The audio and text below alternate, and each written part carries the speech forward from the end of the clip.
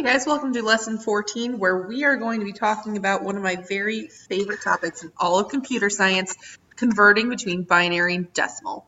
So one of the reasons that we actually operate in decimal is because we have 10 fingers. So that's why we count to 10, then we start over.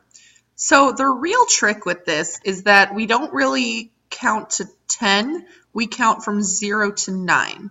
So our decimal numbers are 0 through 9. So I'm going to kind of create this just so we can see it. So for our names and everything like that, I'll pull this. For decimal, we're in base 10. For binary, which we're talking about today, we're base 2. So our numbers are 0 and 1. So one of the things you'll notice for doing bases is that it starts with 0 and it ends before the base number. In part 2, we're also going to talk about octal, which is base 8, and hexadecimal, which is base 16. So just leave those spots open for them for now. We'll talk about them when we get to the part 2 video. And if you get stuck, there's also this assistance with conversions that I put on Moodle for you guys. So converting from decimal to binary, converting from binary to decimal, and the next two are part 2. Now, as humans, we usually go with decimal because we have 10 fingers. Binary is with computers because computers are operated all by switches. Yes or no, on or off, 0 or 1. Did you click it or not? Did you close it or not? What are you doing? So it's yes or no all the time for binary. So let's take a journey back to the 2nd grade, shall we? So when you were in the 2nd grade and you had like a really big number, like 5,371. You learned way back in the day that the 1 is in the ones place, the 7 is in the tens place, the 3 is in the hundreds place, and the 5 is in the thousands place. Are you beginning to notice a pattern here? These are all multiples of 10. So if you look at it that way, this first spot is 10 to the 0 power because anything to the 0 power is 1. This is 10 to the first power, 10 to the second power, 10 to the third power, and each spot beyond that will follow the same pattern for both of those. So for this, you have like 1 1, 7 tens, 3 100s, and 5 thousands. So you'll notice that in each of these spots, no matter how high you're counting in decimal, you never see a 10 in any of those spots.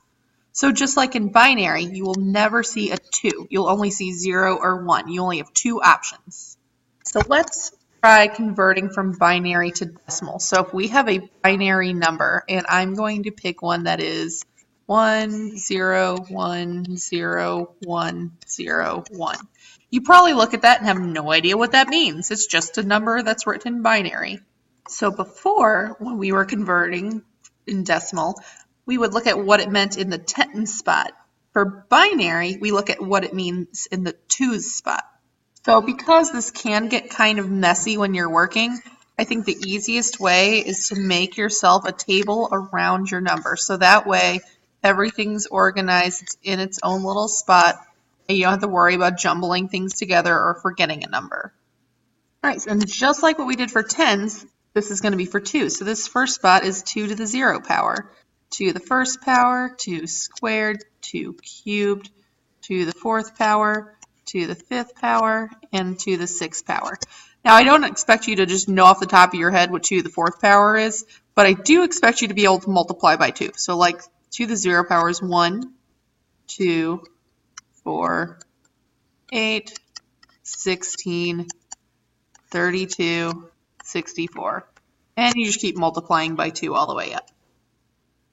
So let's go through and see what this means. So we have 1 64, we have 0 32s, we have 16, we have 1 16, we have 0 8s, we have 1 4, we have 0 2s, and we have 1 1. So we do 64 plus 16 plus 4 plus 1. And I kind of like to add next to each other. So 64 plus 16 is 80.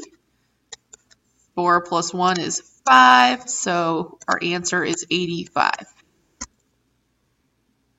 Okay, I'm going to do one more example of this. If you think you understand it, go ahead and do the binary to decimal worksheet on Moodle. You only have to do the first 10 questions. You do not have to do all 20. If you want to stick around, we're going to do one more example real quick, and then you can set off to do that. All right, I'm going to draw 7 ones and an end in a 0.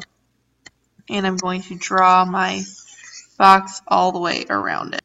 I'm going to fill in my powers of 2. So this is 1, 2, 4, 8, 16, 32, 64, 128. So now we have 128, we have a 64, a 32, a 16, an 8, a 4, a 2, and 0. So we add all of these together. So our answer is going to be 128 plus 64 plus 32 plus 16 plus 8 plus 4 plus 2. Okay, so let's see. 128 plus 64 plus 32 is 96. 16 plus 8 is 24. 4 plus 2 is 6. So if we do 128 plus 96, that gives us 224 plus 30. So our answer is 254. On the AP exam, you will not be allowed to use a calculator, so just know that you'll have to do this kind of addition in your own head. We're now ready to go on to the next video for part 1.